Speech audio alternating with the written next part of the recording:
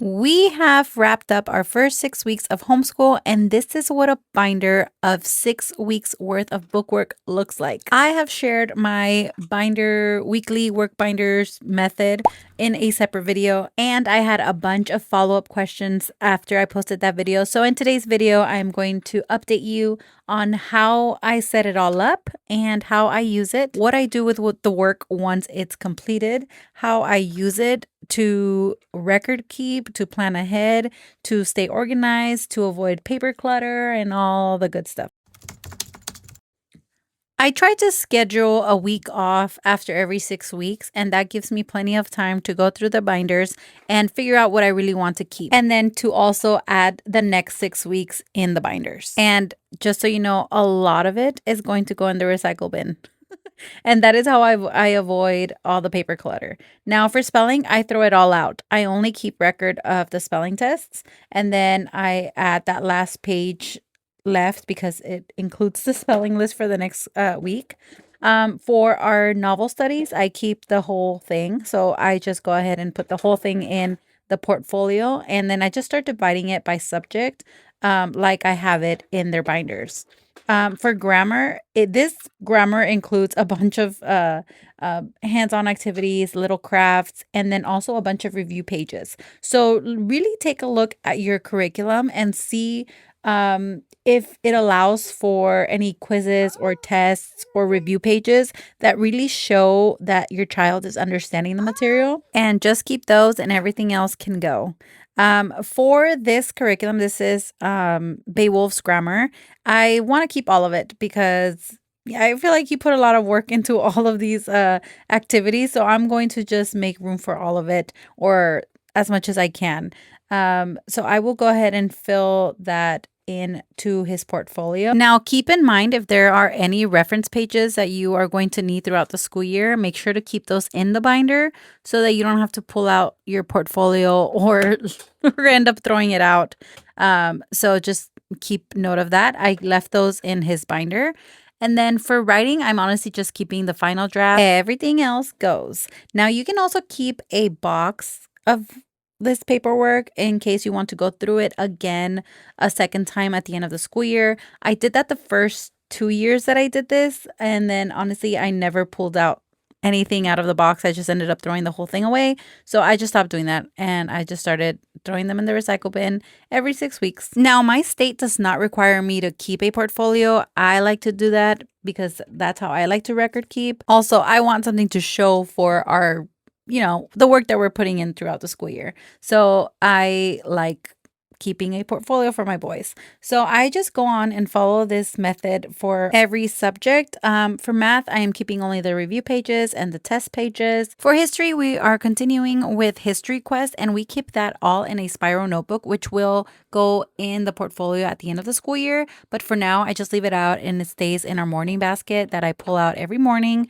and then all the activities are done in there. I also have this sketch pad in which I keep a lot of the art lesson stuff in. So I will rip up these pages and add in sheet protectors to the portfolio. So this is what the binder is looking like right now. This is everything that I have pulled out of my fifth graders binder, and it's going to go in the recycle bin. And I will go ahead and do the same thing for my second grader, his binder. Now, the only difference is that for spelling, I actually keep his spelling craft in which he displays his spelling words for the week alongside his spelling test scores, but I also keep his craft. Now, to fill it all up again, this is your opportunity to look through the curriculum for the next 6 weeks, skim through it, make notes, organize it how you like it, sort of set yourself up for a smooth 6 weeks. Print anything out that you need to print, add all the holds at the library for the books that you're going to need, gather your supplies. So a lot of our curriculum is grab and go. I just rip the pages out of the curriculum, out of the workbook, and add it to the binder. That happens for spelling, for math, for writing, for language arts. All of it just goes in there for the next 6 weeks. Our history curriculum is a little different because it does require some different resources and materials that I like to gather for the 6 weeks and plan ahead.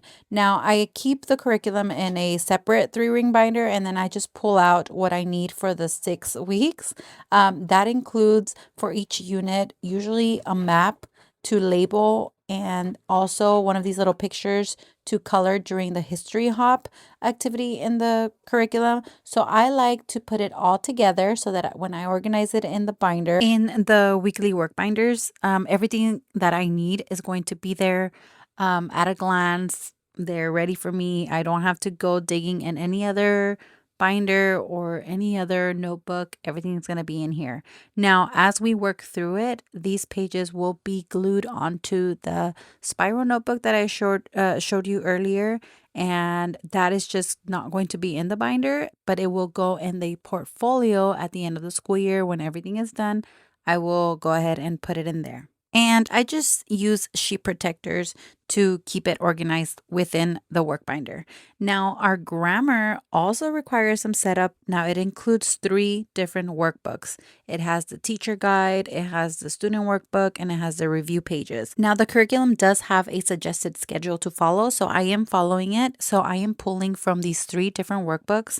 And I just like to organize it this way in our work binders. So instead of digging through 3 different binders, I have everything there. Now, there is some curriculum that I don't tear apart and add to the binders. That includes the cursive workbook, and then again, the history workbook. This is all like the activities and everything that stays in the spiral notebook, and it will go in the portfolio at the end. So I love that it's a 3 hole punch thing already.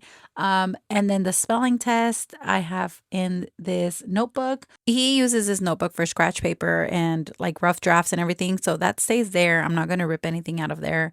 And then also we have our art notebooks, sketchbooks here that I will go ahead and pick from what I want to keep. I will add to his portfolio. I also have my second grader's handwriting here. So this all stays in this basket. This basket comes out every morning alongside the 2 binders, for one for each kid. And then this is everything I pulled out of my second grader's binder, and then I already filled it up for the next 6 weeks. But look at all this clutter that otherwise it would just be sitting there in my closet, just there. So these are the binders ready to go for the next 6 weeks. I hope you found this video helpful. If you still have any follow-up questions, you can go ahead and leave them down below. But yeah, this just has been a game changer. I hope it helps you out. That is it for today's video. Thank you so much for watching. I will see you guys in the next one.